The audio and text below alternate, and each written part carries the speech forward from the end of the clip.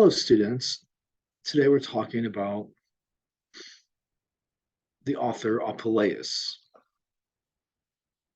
First, we would like to know more about his life and what he wrote, and then particular look at his novel, The Metamorphoses, or The Golden Ass. So Apuleius lived in the 2nd century Common Era, and he was born in the Roman province of Africa, where he was educated. And the Roman province of Africa in northern Africa was a hustling and bustling place, very Roman-centric. It seems that Apuleius's father was a magistrate of sorts, so he comes from a wealthy background. His education brought him to other parts of the Roman Empire. He went to Athens, for instance, to be schooled. He traveled all around the empire and was in Rome for a while, where he was a rhetor. We know a lot about his life because of his writings, one in particular called the Apology, which is seemingly his recordings of his defense speech in court. So we have to understand a little bit of how he went to court and what he was accused of.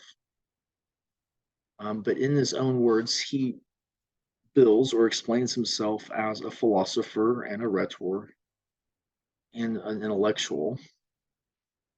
And of course, he was a writer, an orator. We'd understand that he left Rome at some point and was going to go to Alexandria, and he stopped in a place where he had relatives and friends in northern Africa, a place called Siberta or Oea. And there he was convinced by his friend to marry his friend's mother, because his friend's mother was old and dying, and her relatives were trying to steal her inheritance. So if we understand Apuleius's own admission, he married her and the relatives brought him to court on charges of fortune hunting and sorcery, meaning that he had used some kind of drug or magic to convince her to marry him. And that magic or drug, right, was meant to deceive. So he did successfully defend himself in court. And we have his testimony, his apology, what he said in court, where he gives, again, details about his life. He talks and says, gives us some insight into the life of a 2nd century Roman Empire philosopher. He tells the court in the apology that, his little statues and his different knowledge of drugs, which can be used as poisons, were really part of his business of living the life of a philosopher who often practiced magic, used totems, meditated, right, and things like that, so that the court had been deceived into thinking he was some kind of bad magician. In the ancient world of his time, Rome did practice magic and embraced it, but nefarious magic was something you could be brought in on court, sorcery as it was called. So doing the wrong kind of magic was punishable. It definitely included having poisonous drugs, and examples where people have been manipulated by another person. So, that's why he was accused of sorcery. He did successfully defend himself. So his apology is a very interesting read. Otherwise, he wrote some philosophical writings that survived about Socrates. But of course, most famous is his novel. His novel, The Metamorphoses, is the only novel written in Latin. And the novel itself was a Greek genre. We have examples of it in Greek from the author, for instance, Lucius, who also seemingly wrote A Golden Ass. So the novel is a very different invention, a very different kind of literary type in the Roman world. It is long, is a prose piece. It's very long, and it tells a long story. And the story is not necessarily mythological, but the story is tenable. But the people in the story undergo incredible events, and there's often surprise endings. It's very entertaining. The novel of the ancient world is high on the entertainment value. Um, you have a different understanding of the novel today, but Apuleius's kind of novel still was being written in the Renaissance and the Enlightenment. You can think of Voltaire's Candide as a novel in the same light of Apuleius and Lucian. So these stories are long and complex. They have a lot of adventure. They have a lot of unforeseen turn of events. They often feature stories within stories. So you're reading the story and then someone tells a story and you're within some other story. All the same, these novels pull together common themes. They hint about there's a lot of foreshadowing about future scenes and outcomes. They're very clever, and you read them to be entertained and to see how the things turn out. It's very fascinating and extremely entertaining. So so the Golden Ass or the Metamorphoses is about a guy named Lucius, whom we think shares the name of the author. And through the novel, he is turned into a donkey, and he travels all around the empire as a donkey, undergoing crazy misadventures. Um, he has no will of his own, so he's just sort of a product of circumstance as he changes owners. Different owners buy him and use him, and ultimately he reaches out to these bakers and shows that he can communicate to them. Of course, they just exploit him in the circus when they learn that he's intelligent. So he has no hope um, of being turned back. He can be turned back into a human by eating a certain flower. He is accidentally turned into this donkey because he is curious about witchcraft and magic, and it kind of gets the best of him. The novel's definitely worth reading in total. In the end, he is turned back into a human um, because I guess he prays to Isis, and she takes pity on him, and he becomes an adherent of Isis when he is changed back into a human. Um, it's a very fascinating story. It's also very scary. A lot of magic and witchcraft throughout the story. Um, Corpses reanimating and um, witches hurting people through spells. There's a lot of poisoning and things like that. Through the novel, we see a beautiful image of Greek provincial life, or should we say Roman Empire provincial life, just the way it was in the provinces, kind of a Wild West justice, and things like that. You see a very interesting view of the Roman world through Apuleius because it's the backdrop of his novel. So a lot of people read the Metamorphoses just to get the glimpse into Roman life, albeit through the eyes of a donkey.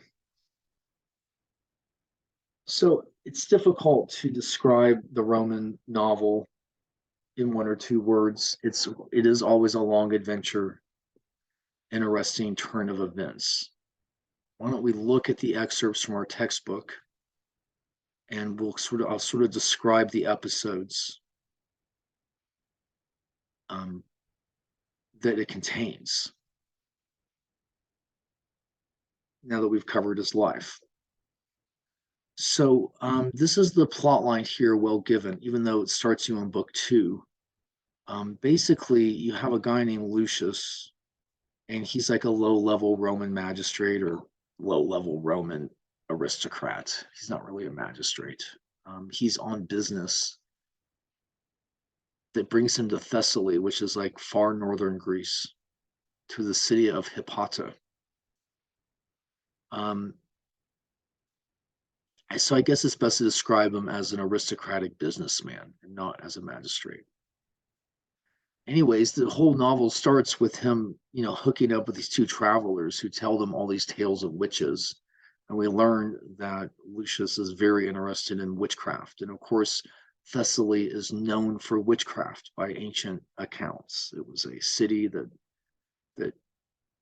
by Pliny the Elder's own account, embraced witchcraft even against its own will. So that's where the mojo was. It's very interesting. So ultimately, Lucius gets to Hippota, and he is going to stay with Milo and his wife Pamphile, and they have a servant named Photis. And Lucius will stay with this host family, which is typical in the ancient world. It would be less expensive, right? And he has a letter that introduces him as an associate of Milo's, right? Also, his aunt Barina lives in the town, so he spends some time with his aunt. Lucius does not present himself as a bold person. He's kind of quiet. He's kind of exhausted. He doesn't want to be the center of attention, which in this story he often is. He's very curious and intellectual, that's for sure. And of course, he's worn out by his travel to Thessaly. What his aunt tells him, Barina, is that he will stay, with Milo and Pamphile, and that Pamphile is known for witchcraft. And this will make Lucius say, I want to learn more about witchcraft. And what Barina will say is, don't ask her, but learn about it through the servant girl, Photis. So a lot of the early books are at the house of Milo and in this town of Hippota. Milo and the maidservant hook up and have this romantic relationship. And ultimately, she will teach him about magic. The excerpt that we have begins with their romantic endeavor, which is described as war, a war of love. He talks with his host, Milo, and then he retires to bed. And Photis, without any explanation why, has already set up wine and food, and they have a huge makeout session. It is true that the Greek novel contains a lot of sex scenes and a lot of crazy erotic adventures. That's definitely front and center. The next day, he goes to see his aunt Barina, and she's hosting a dinner party with a lot of guests, right? And so I am going to quicken the pace. It's a very long scene, but there's an interesting story within it. Basically, again, at this party, Lucius acknowledges his interest in witchcraft. We also hear that he is arriving in town on the eve of a holiday, on a festival that concerns laughter. He doesn't even know what that is. So he hears that he's there on a holiday. It doesn't mean much to him. At the same time, he says he's interested in witchcraft, and they get this guy to talk who's at the party, and this guy is covering his face. He seems to be mangled, right? And so he tells this very intricate story that is, of course, about witchcraft. It's about when he showed up to Thessaly as a younger teenager looking for work, and a family hired him to watch a corpse, which is something people would do. The idea was that the corpse had to be buried, let's say, or disposed of, and evil magic, like magicians or mostly witches with evil intent, would try and disfigure that corpse so they could use parts of its body in their spells. So the family would need to watch the corpse, and once the corpse was buried, it needed further watching in terms of having spells put around the burial spot. But evidently the corpse was vulnerable at this time, right? Just consider that most cultures and religions have a tradition of watching the corpse. It's very much might have to do with magical origins. So this character decides, yeah, I'll do it for the price, and they warn him that these witches will take the form of mice and anything, and they'll put him under spells, and he has to be vigilant, right? See, here they explain to him what he has to be aware of in order to really watch the corpse, that the witches will take any form. But he is not afraid. He doesn't hardly believe. So he takes the money and sits there all night, right? And he does have some events happen to him. A weasel shows up, but he's unabashed. He doesn't care. But then he explains by his own account that he falls asleep and he's woken up by the rooster,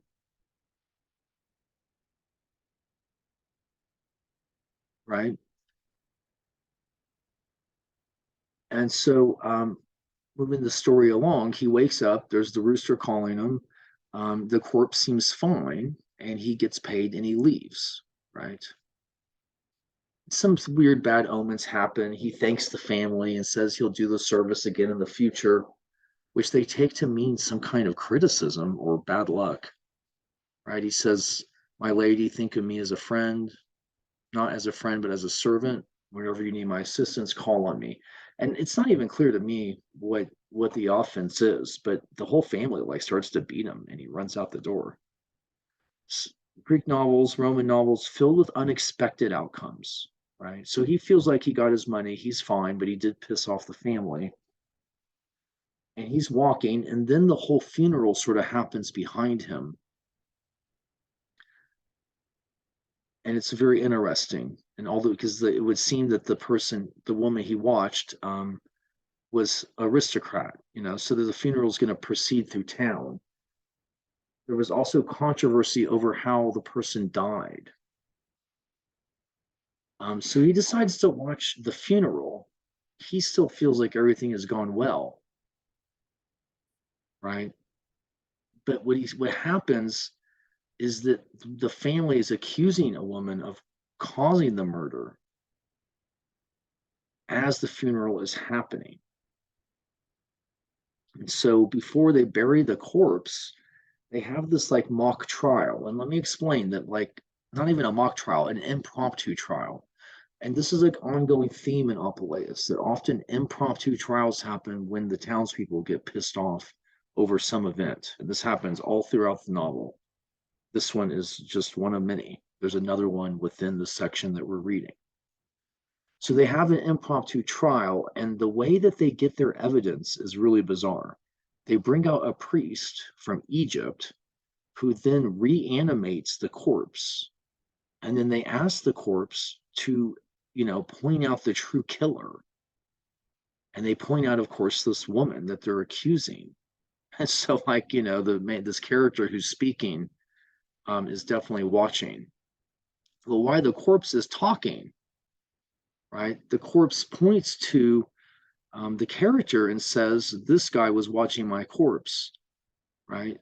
And although the witches did not damage my corpse, they did take his nose and his chin and his ear. And that's when the main character, not the main character, but the guy talking, reaches up and his nose falls out and his chin falls off and his ear falls off, right?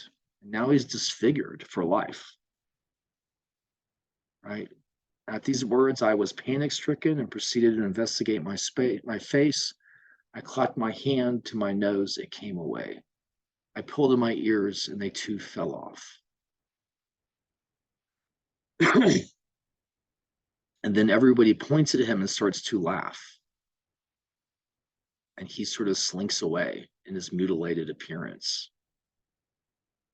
So that was his story, right? There's not even a point to it except that Lucius wanted to know about magic, and it's an intense story, right? So now it goes back to the dinner party with Lucius and his aunt. She explains to him that there's this feast day the next day in honor of the god of laughter, and that he will be present and that everyone will like that. But he doesn't know what that means. And of course, they've been drinking. So then he heads home, right? And it's already been warned, like the maid Photis already warned him that there had been aristocratic youth, right? Youth of the rich families running around the city killing people and not getting in trouble, and that he should be careful when he's traveling at night in the city against these aristocratic youths. You have to understand, in Roman provinces, there wasn't much justice going down. There wasn't a lot of oversight. People definitely got hurt when no one was watching. And of course, Lucius assures the maid that he has a sword, he can handle his own. But sure enough, when he leaves the party and is almost home and is arriving at home, these robbers seem to be outside of the house of Milo, and they rush to attack him, and he kills them with his sword. And it's very freaky. He kills him with his sword, and then like Fotis opens the door and he like runs inside and goes to sleep. Right? So it's very weird. The story takes a crazy turn, right? So when the sun comes up, he realizes that wow, he has murdered 3 people, and that the town probably won't forgive him for that.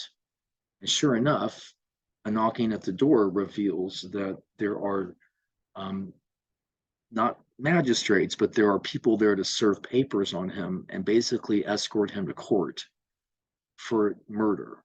And basically, there's a witness statement from the night watch that these bodies were found and that he is likely the murderer. So he is completely beside himself as he went from just, a business trip to now being the main suspect of a murder that he indeed committed. So he's brought through town, he's paraded almost, and brought to ultimately a theater to be tried because there's so many townspeople there. There's a small hint that things are out of place. People in the town, he says, are laughing. Everybody is breaking out in laughter. That's very bizarre. Anyways, Lucius is afraid, and he's trying to figure out what he's going to say in his defense as the entire city is trying him for murder. So it doesn't look good for him. So the prosecutor gives his statement about finding the dead bodies, and then Lucius has to give his. And what he says is that these were robbers trying to rob the house of Milo, that he stopped them with his sword, and that he killed them, and that it was to defend the house, and that he overheard them saying that they were going to rob the house. And so he was just defending the house, which would be just and not a problem. He should be let go for sure.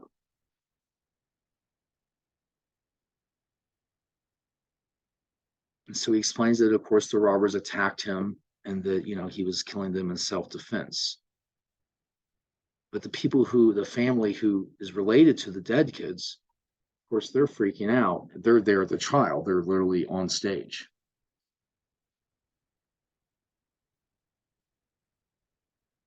So ultimately, they want him to look at the body. It's going to make the longer story a little shorter. They want Lucius to look at the body and see what he's done because they can't get him to confess that it was a cold-hearted murder. So this whole event comes up to them revealing the body to him, and as they open you would understand the bodies would be on biers and they would be covered, in cloth. And so then when they lift the bodies up, it's just wine. They're not bodies. They're wineskins with cuts in them. And it was revealed at that very moment to Lucius that he's been the butt end of a joke. In fact, not just any joke, but the festival of laughter that the town observes that day. He has been chosen. We're not sure how, and that's where it's a little bit more interesting. Why him? Well, when he returns home, humiliated, Fotis is there, and there's this whole scene where she has a whip, and she says, "You have to beat me because, I'm the one that caused you to be the fool here." And she tells a very fascinating story about how she was trying to get hair of her, right? Her mistress, right, is like the woman she works for, is into magic, and that she wanted to cast a love spell on a young man, and so Fotis was tasked with going to get the hair of the young man. And she wasn't able to get the hair because the barber caught her and accused her of magic. But so she got the hair of some wineskins so that when her mistress performed the spell, we're to believe that the humans were ultimately wineskins turned into humans, thus some kind of phantom. How those people would have a whole family that would take him to court, it does not explain. You're probably with having more questions than answers with those turn of events, but that's what the author tells us. So Lucius forgives Photis for her role in this, and instead says, I want to see your mistress perform magic. That's what I want to see. So because he's very interested in the fact that she can turn herself into other animals as part of her um, as part of her abilities. All right, I've covered a few of the pages now. So, of course, her mistress's name is Pamphile, and Fotis does allow Lucius to watch Pamphile turn into a bird, right, and then come back. So he gets to see it happen, and he learns from Fotis that she knows how to turn the mistress back into a human because she has all these herbs that counteract the spell. So now that he's seen it with his own eyes, right? He when he sees it, he's like he has a whole moment in this state of ecstasy and riveted mindlessness. I was acting out a waking dream. Accordingly, I rubbed my eyes repeatedly in an effort to discover whether I was awake.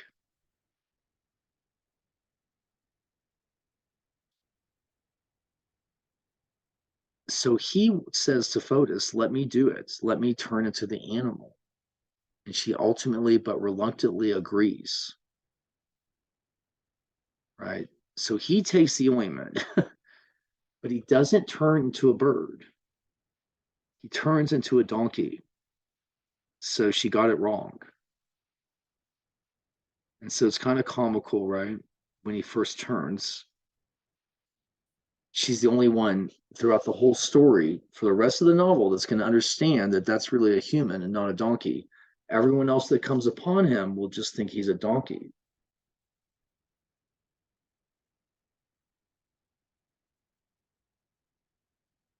He says, but no down and no sign of feathers appeared. Instead, the hair on my body was becoming coarse. My tender skin was hardening into hide. There was no longer 5 fingers at the extremities of my hands, for each was compressed into one hoof. From the base of my spine protruded an enormous tail. My face became misshapen, my mouth widened, my nostrils flared open. So she knows he's a donkey. She puts him into the stable for the night. She'll figure out what to do the next day because she doesn't know how to turn him back. Well, during the night, while he's waiting to be turned back, the house is robbed by real robbers who actually go into the house, steal everything, and use the donkey to carry their bounty back to their ship. So then Lucius, as a donkey, is stolen, and that's how his adventure begins. And it is a long adventure, I could tell you that. So no one will ever know he's a human until in the end of the story, in the 12th book, he meets the pastry chefs and he reveals that he knows how to communicate with them.